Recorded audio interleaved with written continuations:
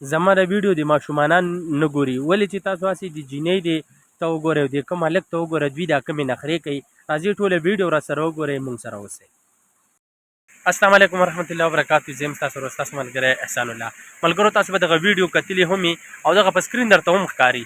ملګرو دا د پښتو یو ډرامه جوړوي. دغه یو هلک دی، پته نه لګي چې د کوم ځای دی، او دغه یو جینۍ ده ورسره. او دا جینۍ چې ده پنجابۍ ده. زما د ویډیو چې دی دا ماشومانان دي نه ګوري. ولې چې دې کې دا کوم ویډیو چې راغلی دا دې کې دا کوم تصویر دی نو الله دا د نه کتلو دي. خو زموږ مجبوري ده ولې چې موږ یو اصلاحي پیغام ورکوو، ریاکشن ویډیو جوړو. نو موږ غواړو چې په داسې خلکو باندې چې دی نو خپله ویډیو لازما جوړه کړو. ولې داسې ډېرو ملګرو دې باندې ویډیو جوړه کړې ده. زموږ هم حق کېدو چې یاره زه هم دې باندې ویډیو جوړه کړم. ملګرو دا د پښتو ډرامه جوړوي. هسې تاسو ته ووایئ چې یاره د دې د کپړو ته وګوره، د دې د لباس ته وګوره، د دې کنجرې ده او د دې مردار ده چې دا کوم ولا کله رامې دا جینۍ ولا میک اپ کوي او دا هلک ولا میک اپ کوي، دا ډانس د دوی دواړو دا چیک کا چېرې دوی دا څه نخره کوي. هسې تاسو ته ووایئ زموږ د پښتو ډېرې ډرامې کېږي. داسې غټ غټ اکټران دي، جهانګیر خان دی، شاهد خان دی، ارباز خان دی، داسې ډېر غټ اکټران دي. خو د هغوی چې دی دغه شانتې ډرامه، دغه شانتې فلم رانلولي چې هغوی یو ښه میسج ورکوي.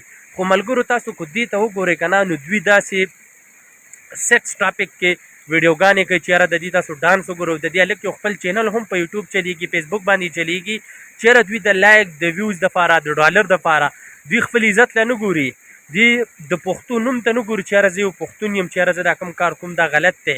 او دا کومه پنجابۍ چې راوستې ده هغه په دې هم نه پوهېږي چې یاره چې دا څه روان دي. خو ملګرو نن سبا چې دی دې دواړو ډېره یو بېحیي خوره کړل ده، یو ډېر نیګیټیو ویډیوګانې کوي. خو زما تاسو ته زما کوم د سوشل میډیا کوم ټیم چې دی، کوم ملګري دي، هغه ټولو ته وایم چې راپاڅئ او د دوی خلاف ایکشن واخلئ. کوم چې زمونږ پولیس دي، کوم چې زمونږ اسټبلیشمنټ دی، هغوی ته هم زه دغه خواست کوم چې یاره راپاڅئ او د دې خلاف چې دی نو کاروایي وکړئ، د دې خلاف چې دی اف آی آر وشي.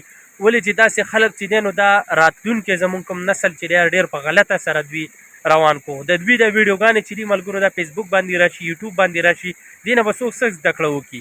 الټه چې دی ملګرو د دوی ویډیو چې دی کور کې زنانو سره موبایل وي، د ماشومانو سره وي، هسې هغوی له راشي تاسو ووایئ چې هغوی به دې څه سبق حاصل کړي.